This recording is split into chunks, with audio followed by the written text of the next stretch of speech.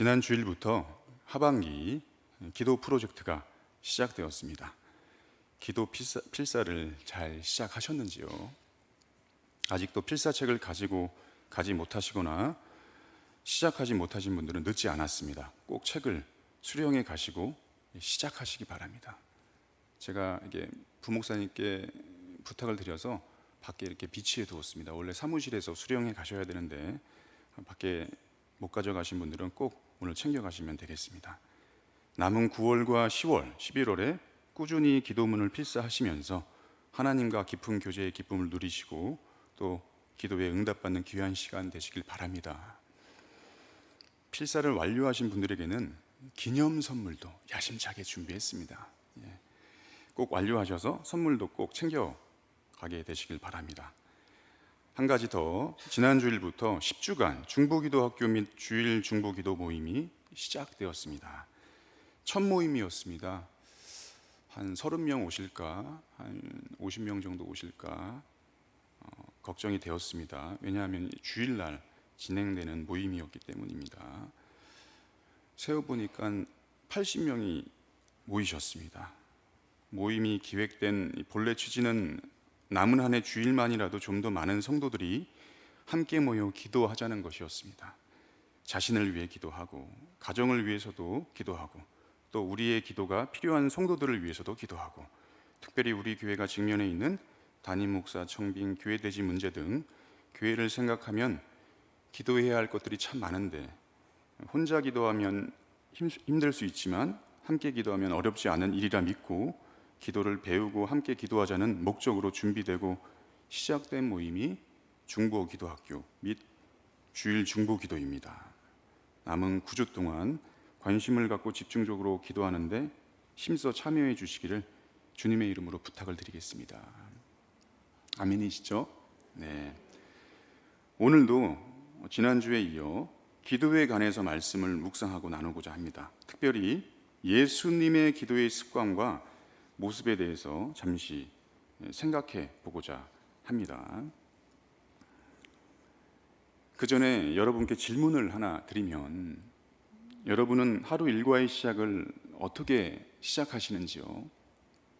눈을 뜨자마자 아마 정신이 없을 것입니다. 저의 경우에도요, 새벽의 시간은 빼고 말씀을 드리면요, 새벽에 교회를 다녀오고 나서 집에서 잠시 쉬거나 눈을 붙였다가 힘겹게 겨우 일어나서 서둘러 씻고 아침 식사는 간단히 무언가로 대충 때우고 두 아이들과 함께 집을 나섭니다. 그리고 큰 녀석은 학교로, 작은 녀석은 어린이집으로 시간에 맞춰 등원을 시킵니다. 아침에 이 일만으로 제 일과는 아직 시작도 안 했는데 진이 다 빠집니다. 그리고 나서야 부랴부랴 교회로 서둘러 출근하고 교직원들과 교육자들과 경건의 시간도 갖고 회의도 하고 그 주간의 사역을 점검하고 계획하면서 하루의 일과가 그때야 비로소 시작이 됩니다. 오늘 아침도 그렇게 시작했습니다. 저의 개인적인 경우를 말씀을 드렸지만 아마 여기 계시는 여러분들도 저와 못지않게, 아니 그보다 더 바쁘고 복잡하고 번잡하게 하루를 시작하실 것입니다. 그러나 예수님은 기도로 하루를 시작하셨고 그의 사역도 기도로 시작하셨습니다. 예수님은 잘 아시겠지만 복음서에 나타나는 예수님의 이 공생의 일과를 잘 살펴보고 관찰해 보면 새벽에 아직도 해 밝기 전에 일찍 일어나 한적한 곳으로 가셔서 기도하셨습니다. 말씀을 짤막짤막하게 보여드릴 것입니다. 눈으로 보시고 또 귀로 말씀을 들으시면 되겠습니다. 그렇게 하루를 시작하시고 예수님의 하루의 사역이 시작됩니다. 예수님이 어디로 가실까요? 나사렛 동네나 예루살렘 성 안팎 주변 거리로 나가 여기저기 다니시면서 예수님은 복음을 전하셨습니다. 그리고 회당에 들어가서는 하나님 말씀을 가르치셨고 또 아픈 자들, 병든 자들을 만나고 찾아가 그들을 위로하시고 고쳐주셨습니다. 그러다 보면 예수님은 식사할 겨를도 없으셨습니다. 보이시죠? 그렇게 하루를 힘에 지나도록 보내고 나면 예수님은 온몸이 녹초가 되어 쓰러져 쉬시거나 주무실 법도 하신데, 날이 저무른 날에도 밤에도 예수님은 늘 어김없이 한적한 곳을 찾아 혼자 기도하셨습니다. 기도. 예수님은 이렇게 늘 기도로 하루의 일과를 시작하시고 또 기도로 하루 일과를 마치셨습니다. 뿐만 아니라 예수님은 중요한 사역 혹은 중요한 일이 있을 때마다 기도하셨습니다. 마귀에게 시험 받으실 때에도 금식하며 기도하셨고, 금식했다는 표현이 있죠. 금식하시며 기도하셨을 것입니다. 12 제자를 부르실 때에도 밤새 기도하셨습니다. 예수님의 기도하셨던 모습이 여러 가지가 다양하게 나타나죠. 죽은 나사로를 살리시기 직전에도요, 어떻게 기도하셨는가? 감사로 기도하셨습니다. 그리고 십자가 지시기 전에도 어떻게 기도하셨죠? 습관을 따라 기도하셨습니다. 이렇게 예수님은 매일 날마다 늘 어김없이 기도하셨습니다. 생각해 보십시오. 잘 한번 생각을 해 보십시오. 예수님은요, 기도가 필요하지 않으셨을 텐데도 매일 기도의 삶을 사셨습니다. 그런데 정작 기도가 절실히 필요한 우리는, 저는 목회자이지만 부끄럽게도 죄송하게도 기도하지 않습니다. 왜 기도하지 않는가? 왜 기도를 못하는가? 여러 이유가 있겠지만 대개는 자신의 일로, 가정의 일로, 직장과 사업의 일로 이 사람 저 사람과 만나야 할 계획과 일들로 바빠서 분주해서 기도하지 않습니다.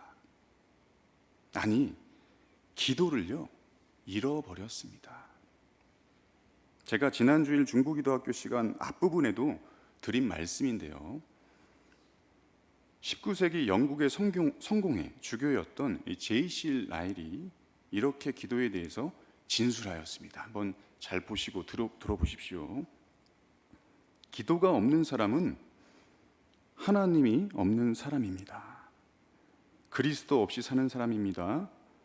은혜 없이 사는 사람입니다. 소망이 없는 사람입니다.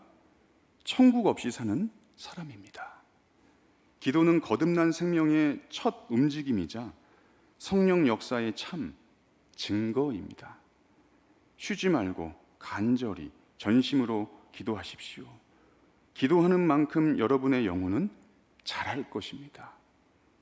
기도하는 만큼 주님이 들으시고 응답하실 것입니다. 그렇습니다, 여러분. 기도는요, 우리의 존재 자체이고, 기도는 우리 삶의 본질입니다. 그래서 종교개혁자 루터는 이렇게 고백했다고 합니다. 나는 바쁘기 때문에 기도합니다. 전해지는 얘기에 의하면 실제로 루터는 하루 매일 4시간 이상 기도했다고 합니다. 4시간. 그 기도의 힘이 뒷받침되어 위대한 종교개혁을 이루지 않았는가 싶습니다. 그렇다면요, 저와 여러분은 하루에 얼마나 기도하십니까? 앉아서, 그리고 시간을 쪼개서 기도하는 시간, 분주함 속에서도 마음으로 하나님을 찾는 시간까지 합해서 도대체 얼마나 기도하십니까? 말씀으로 돌아와 오늘 주신 누가복음 5장 본문에서도 기도하셨던 예수님의 모습을 발견하게 됩니다. 어느 날이었습니다. 그날도 여느 때와 다르지 않게 예수님은 제자들과 함께 어느 한 동네에 들어가셔서 온몸에 나병이 들린 사람을 고쳐주셨습니다. 치유 사역을 예수님께서 열심히 감당하신 것입니다. 그런데 그 소문이 온 동네 사람들에게 삽시간에 퍼졌습니다. 그리고 수많은 사람들이 예수님께로 모여왔습니다. 그런데 그 장면에서요, 지금 제가 말씀드린 이 장면에서 참 흥미로운 표현이 있습니다. 누가복음 5장 15절 말씀을 오늘 본문의 한 구절 본문의 바로 전절입니다. 그 본문 말씀을 함께 읽어보겠습니다. 시작. 예수의 소문이 더욱 퍼지매 수많은 무리가 말씀도 듣고 자기 병도 고침을 받고자 하여 모여오되. 아멘. 무리가 예수님께로 왜 모여들었다고 하고 있습니까? 하나님의 말씀을 듣고, 두 번째, 신유의 역사도 체험하기 위해서 모였습니다. 오늘날 교회를 두고 생각해 보면 이 정도 되면 교회가 자연적으로 부흥하고 성장하고 목회 성공한 것 아닙니까? 말씀 듣기를 사모하는 사람들과 하나님의 역사를 체험하고자 하는 이들을 예수님께로 모이게 하는 것이 오늘 우리 교회의 가장 이상적이고 꿈꾸는 모습이 아닐까요? 이런 일을 앞장서 이룰 다음 차기 목회자를 우리는 기다리고 계신 것 아닙니까? 그러나 예수님의 모습, 예수님의 행동은 달랐습니다. 예수님은 수많은 무리가 몰려올 때 물러가셨습니다. 말씀도 가르치지 않으시고 병도 치유하지 않으시고 그저 물러가셨습니다. 저 같았으면 말씀을 묵상하면서 제가 이제 상상하면서 말씀을 묵상하지 않습니까? 목회자이니까. 저 같았으면 이게 웬일인가 싶으며 물 들어올 때 노저우라고 사람들의 숫자와 인기에 취해서 더 열심히 말씀을 전하고 가르치고 치유 사역도 신나게 감당하였을 것입니다. 손이 모자라면 제자들에게 일도 나눠주고 더 많은 일을 할 수 있게 사역위원회도 조직하고 사람들이 더 많이 모일 수 있게 모임 장소도 크게 만들고 더 바쁘게 일했을 텐데 저라면. 그러나 예수님은 그러지 않으셨습니다. 전혀 다른 행동을 보이셨습니다. 우리의 생각과 마음과 전혀 다른 전복적인 행태를 보이셨습니다. 물러가사 한적한 곳에서 기도하셨습니다. 저는 이 말씀을 묵상하면서 이런 생각도 해보았습니다. 예수님께서 기도하실 일이 있으셨다면 찾아온 사람들 다 만나시고 필요한 말씀도 전하시고 급하게 치유받아야 할 사람들도 고쳐주시고 그 후에 얼마든지 기도하셔도 되셨을 텐데 왜 굳이 물러가셨을까? 우리 같으면 낮에 할 일들을 열심히 하고 밤이나 아침에 기도를 몰아서 하지 않았겠습니까? 오늘 우리의 삶이 그렇지 않습니까? 그런데 예수님은 그 바쁘신 낮에도 많은 사람들이 몰려왔음에도 불구하고 물러가서 한적한 곳을 찾았습니다. 그리고 기도하셨습니다. 왜죠? 왜 한적한 곳을 찾아 기도하셨을까요? 오늘 말씀의 핵심인데요. 그것은 바로 기도하는 것이 예수님께서는 그 어떤 일보다 중요한 일이었고 그 누구를 만나는 것보다 그 기도 속에서 하나님을 만나고 하나님과 교제하는 것이 중요했기 때문이었습니다. 여기서요, 이 한 구절의 이 표현에 기도하셨다는 이 마지막 표현 이 부분, 이 기도하셨다는 헬라어 동사의 시제는 현재 분사형으로 쓰이고 있습니다. 여러분. 즉, 이 동사의 성격은 계속 진행 혹은 반복되는 동작을 나타냅니다. 따라서 예수님께서는 나병 환자를 고치셨을 때만이 아니라 여러 차례 계속해서 제자들이나 무리들을 두고 물러가셔서 한적한 곳에서 기도하셨던 일들이 지속적으로 있어 왔다는 것입니다. 이 표현은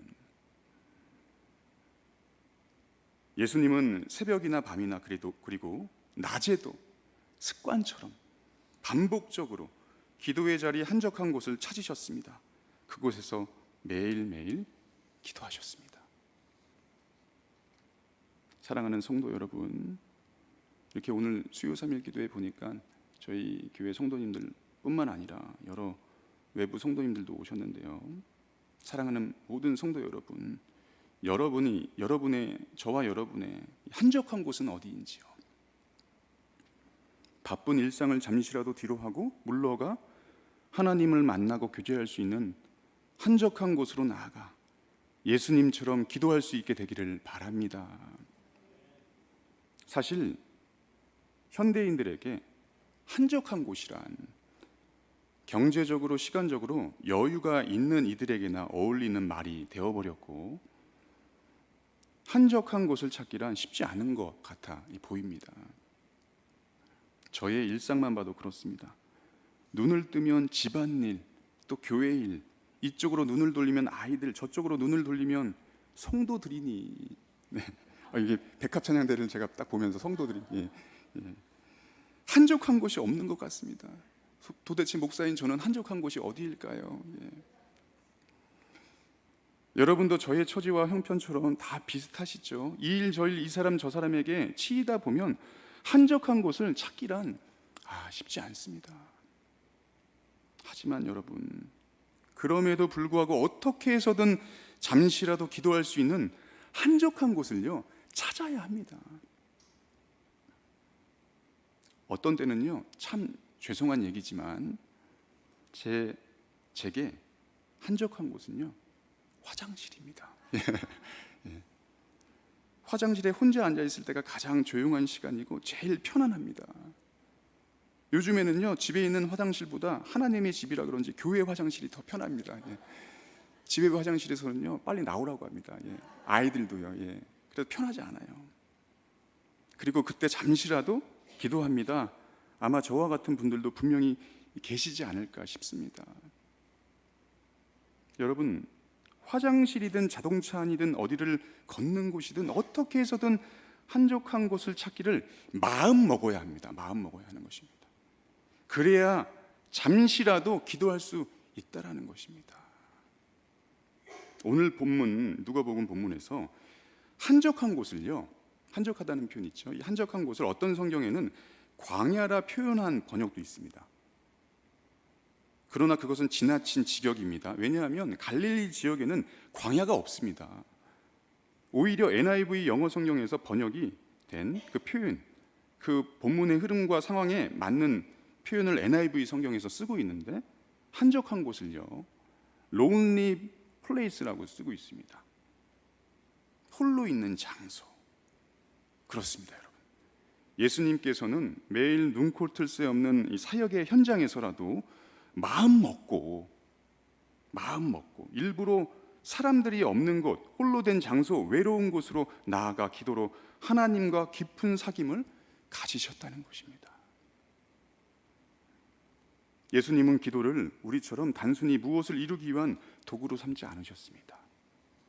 한적한 곳에서 예수님이 무엇을 위해 기도하셨는지 우리는 구체적으로 알 수 없지만, 분명한 것은 기도를 통해 하나님과의 교제 자체를 기쁨으로 삼으셨다는 것입니다. 사랑하는 성도 여러분, 우리의 기도도 예수님의 기도와 같이 변화되기를 주님의 이름으로 간절히 소망합니다. 기도를 통한 하나님과의 교제의 기쁨과 즐거움이 우리의 가장 행복한 일상이 되었으면 좋겠습니다.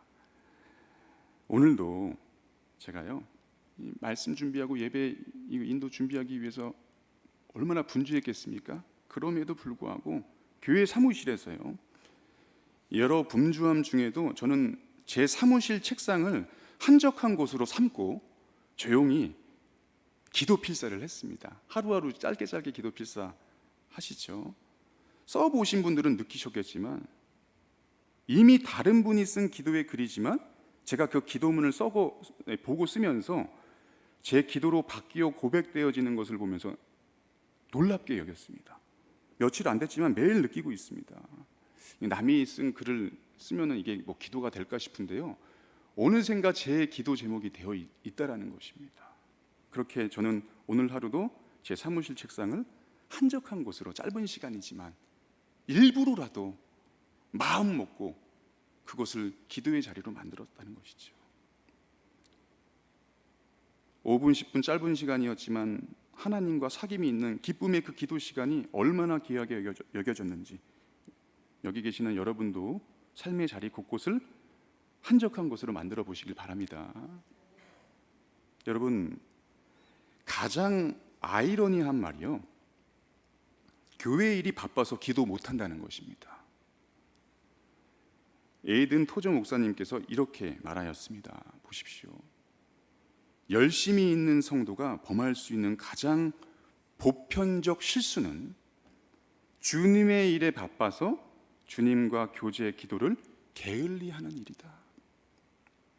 주일에 매주일 제가 이렇게 저도 분주하지만 성도들이 이렇게 일하는 것을 사역을 감당하는 것을 보지 않습니까? 그 모습을 보면 참 부지런히 교회를 위해서 열심히 섬깁니다. 봉사합니다. 그런데 찬양대원, 교사로, 카페, 식당 봉사로 열심히 교회 일을 감당하는데 기도하지 않는 분들이 있습니다. 맡은 사역에 바빠서 기도할 시간이 없습니다. 그러나 그런 이들에게 에이든 토저가 이어서 하는 말이요, 너무 바빠서 기도를 잃어버린 사람은 조만간 주님의 일에 대한 의욕을 잃고 시험에 빠질 가능성이 많다 하였습니다. 여러분, 성도에게는요, 저와 여러분 모두 성도죠. 성도에게는 교회 일이든 어떤 일이든 하나님을 만나고 기도하는 시간보다 더 바쁘고 시급한 일은 없어야 합니다. 기도가 우리의 영혼을 살리고, 기도가 우리의 사역을 살리고, 기도가 우리의 하는 모든 일을 살리게 해주기 때문이라는 것이죠.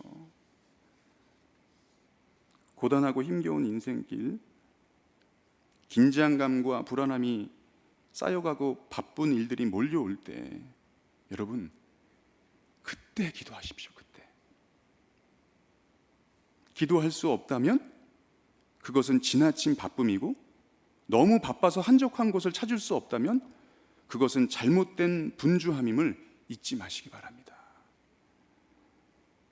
여러분, 우리가 언제부터 기도실이 잘 마련되어 있어서 기도했고 기도할 시간이 충분해서 기도했습니까? 제 어린 시절 기억에 믿음의 어르신들은요, 지금보다 더 어려운 시절 가운데에도 그냥 교회로 모여서 기도했습니다.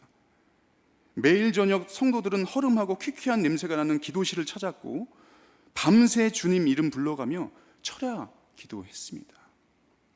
새벽은 당연히 기도하셨습니다. 이 같은 모습이 제 어린 시절 딱 떠오르는 장로님들, 권사님들, 집사님들의 모습입니다.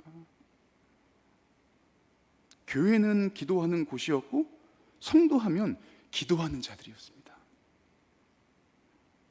나중에 제자들이요, 여러분, 예수님을 기억했을 때 어떤 모습이 가장 많이 생각이 났을까요? 여러 모습들이 있겠지만 예수님에 대해서 저는 아마 당연히 기도하던 예수님의 모습이 가장 많이 떠오르지 않았을까 싶습니다. 제자들의 기억 속에 말입니다. 여러분 자녀들에게 기억될 부모의 모습, 기억될 손주들에게 기억될 할아버지 할머니의 모습이 기도하는 모습이길 주님의 이름으로 축복드립니다. 더불어 우리 다음 세대들에게 다른 것은 다 못 물려줘도요, 이 기도의 유산만큼은 꼭 물려주게 되기를 다시 한번 주님의 이름으로 간절히 축복드리겠습니다. 특별히 여러분, 이 수요 3일 기도의 자리가 이곳 이 예배당이 저와 여러분의 삶의 한적한 곳이 되어서 늘 하나님과 만나고 하나님과 깊은 사귐이 있는 자리가 되기를 간절히 소망합니다.